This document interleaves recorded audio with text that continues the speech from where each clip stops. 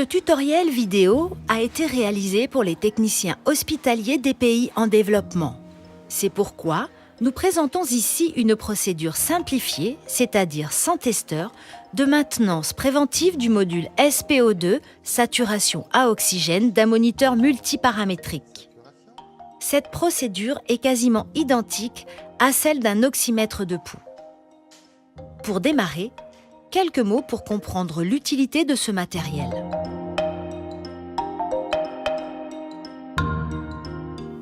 La mesure de la saturation en oxygène permet de mesurer le taux d'oxygène dans le sang périphérique.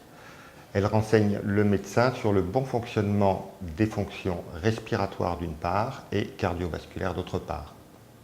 La saturation se mesure avec un capteur. Nous avons là un capteur de doigt qui est composé de deux émetteurs, un émetteur à infrarouge et un émetteur de lumière rouge, et de l'autre côté, un récepteur pour ces deux signaux.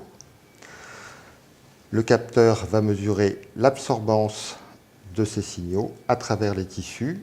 Nous avons ici un doigt. L'ensemble va se matérialiser par une trace pulsatile sur le moniteur. Cette trace nous permet également d'avoir la fréquence cardiaque. Il existe différents capteurs qui doivent être adaptés aux patients, des capteurs de doigts, des capteurs auriculaires et des capteurs pédiatriques en particulier. Dans certaines situations pathologiques affectant la circulation périphérique, comme l'hypothermie, il est dans ces cas-là impossible de mesurer la saturation, la trace étant de très mauvaise qualité.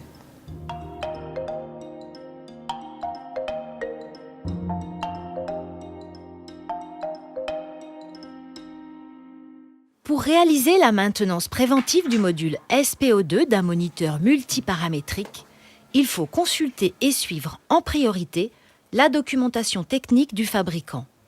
Pour une maintenance sans ECME, de quoi avons-nous besoin? Un chiffon, des gants de protection, un produit nettoyant désinfectant spécifique aux dispositifs médicaux, un compte-rendu de test vierge, un stylo, et bien sûr, du moniteur et de ses accessoires préalablement décontaminés par le service utilisateur. Pour réaliser cette maintenance, 5 étapes doivent être validées. Première étape, contrôle visuel. Contrôler la présence et l'état du câble d'alimentation et du capteur SPO2. Vérifier l'absence de tout signe de détérioration au niveau des raccords anti-traction et des connecteurs. Nettoyer en surface les câbles et l'appareil avec un produit approprié en se protégeant au préalable. Bien laisser sécher les fiches électroniques des câbles avant de les rebrancher. Vérifier l'existence et la lisibilité des étiquettes d'avertissement, consignes d'utilisation et autres inscriptions externes, marque, modèle, numéro d'inventaire, etc. Deuxième étape, contrôle mécanique. Vérifier l'état des roues du chariot support ou du support mural selon le cas. Troisième étape, contrôle à l'allumage. Brancher l'alimentation du moniteur au secteur, allumer le moniteur et vérifier que les voyants s'allument et qu'un bip retentit. S'assurer que le voyant secteur clignote. Contrôler que les écrans et les voyants sont opérationnels. Vérifier le fonctionnement de tous les boutons de réglage. Si l'appareil a une batterie, débranchez-le et vérifiez qu'il reste allumé au moins 2 heures. Observez le ventilateur pour vérifier sa propreté. Si le filtre est sale, le remplacez.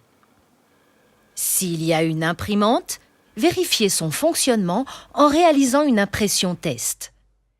Quatrième étape, test de la saturation en O2.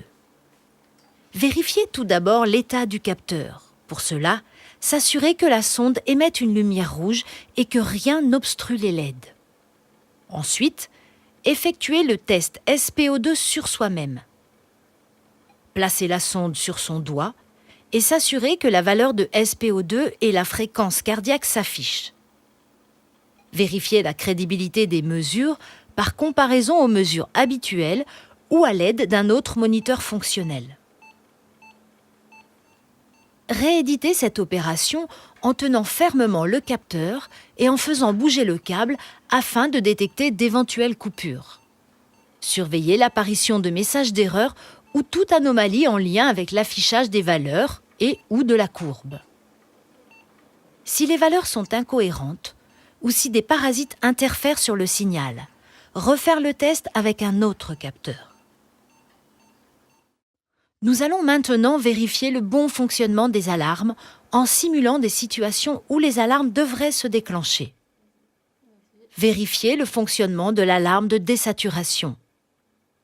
Réglez le seuil bas de l'alarme de SPO2 à une valeur supérieure à sa propre valeur de SPO2. Vérifiez le déclenchement de l'alarme de désaturation.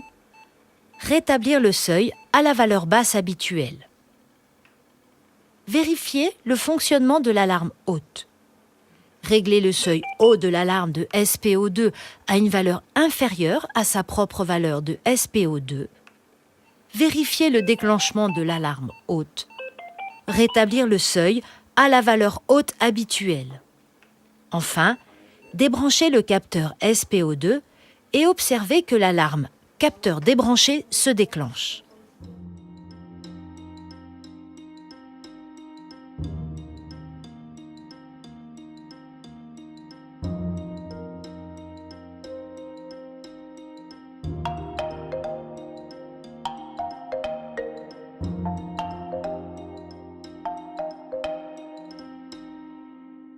Cinquième et dernière étape, sécurité électrique. Comme pour tout équipement, le test de sécurité électrique est obligatoire. On peut tester les courants de fuite ou la résistance de terre avec un multimètre. Pour un test plus complet, on utilise un testeur de sécurité électrique. Pour finir, n'oubliez pas de compléter et d'archiver le compte-rendu et d'enregistrer les résultats de cette maintenance dans vos outils de suivi. L'appareil peut être rendu au service utilisateur si et seulement si les 5 étapes sont validées.